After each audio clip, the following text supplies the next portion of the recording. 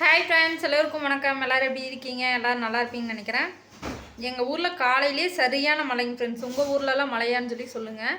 குழந்தைங்களாம் ஸ்கூலுக்கு கிளம்பிட்டாங்க. கரெக்டாக வேன் ஏறினதுக்கப்புறம் தான் மழை ஸ்டார்ட் ஆகிருக்கு. ஒரு சில ஊர்லலாம் காலையிலேருந்தே மழைங்களாமா. அதனால் நிறையா குழந்தைங்க இன்றைக்கி வந்து லீவு மெசேஜ் வந்து குரூப்பில் வந்துட்டே இருந்துச்சு, லீவுன்னு.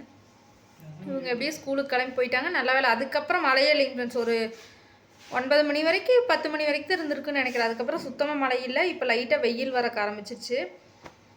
அந்த வீடியோ பாருங்கள், எப்படி மழைன்னு பாருங்கள். அன்றைக்கி வந்து சிம்பிளாக தக்காளி சாப்பாடு செஞ்சு முடிச்சாச்சு.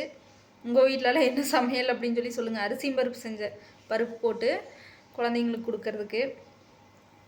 உங்கள் வீட்டிலலாம் என்ன சமையல் அப்படின்னு சொல்லி சொல்லுங்கள்.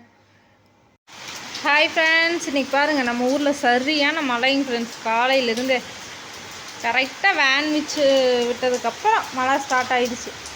ஏன்னா லீவ் போட்டாலும் போட்டிருக்கோன்னு நினைக்கிறேன். இந்த அளவுக்கு மழை வந்தால் எப்படிங்க ஃப்ரெண்ட்ஸ்? குழந்தைங்க ஸ்கூலில் பாத்ரூம் கூட போக முடியாது.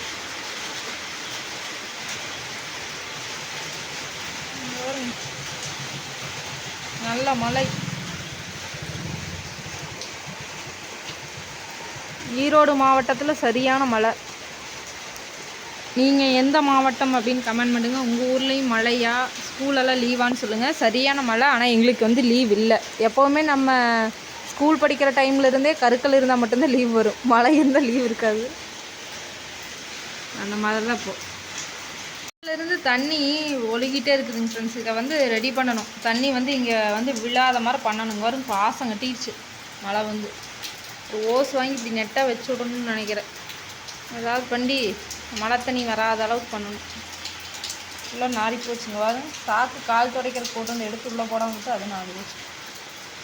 இந்த நாய் பாருங்கள், டஸ்ட்பினில் இருக்கிற காகிதம் எல்லாம் குப்பையெல்லாம் எடுத்து வெளியில் வாரி போட்டுருது.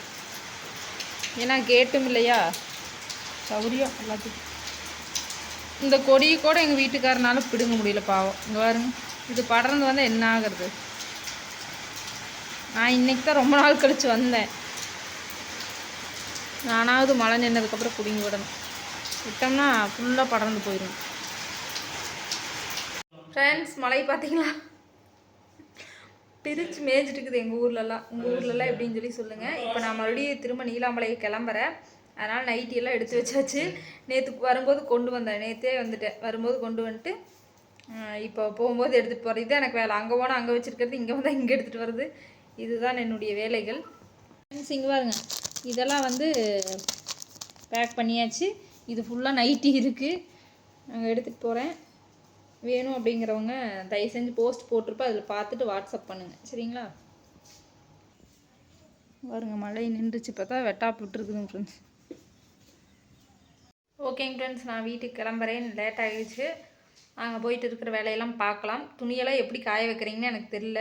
என்னுடைய இதெல்லாம் அப்படியே ஈரமாகவே இருக்குதுங்க ஃப்ரெண்ட்ஸ். துவைச்சி போட்டது அப்படியே இருக்குது. யூனிஃபார்மாவது காஞ்சா பரவாயில்ல, அது கூட வெட்டாப்பில்லை. என்ன பண்ணுறதுன்னு எனக்கு ஒன்றுமே புரிய மாட்டேங்குது. மிஷினில் ட்ரையர் இருந்தால் கூட போட்டு ஏதோ ஃபேன் காற்றுல ஓடலாம், அதுக்கு முடியல. என்ன பண்ண போகிறேன்னு தெரியல. ஓகே, நான் கிளம்புகிறேன். நைட்டி வேணுன்னா தயவு செஞ்சு காண்டாக்ட் பண்ணுங்கள். அடுத்த ஒரு வீடியோவில் பார்க்கலாம். பாய்.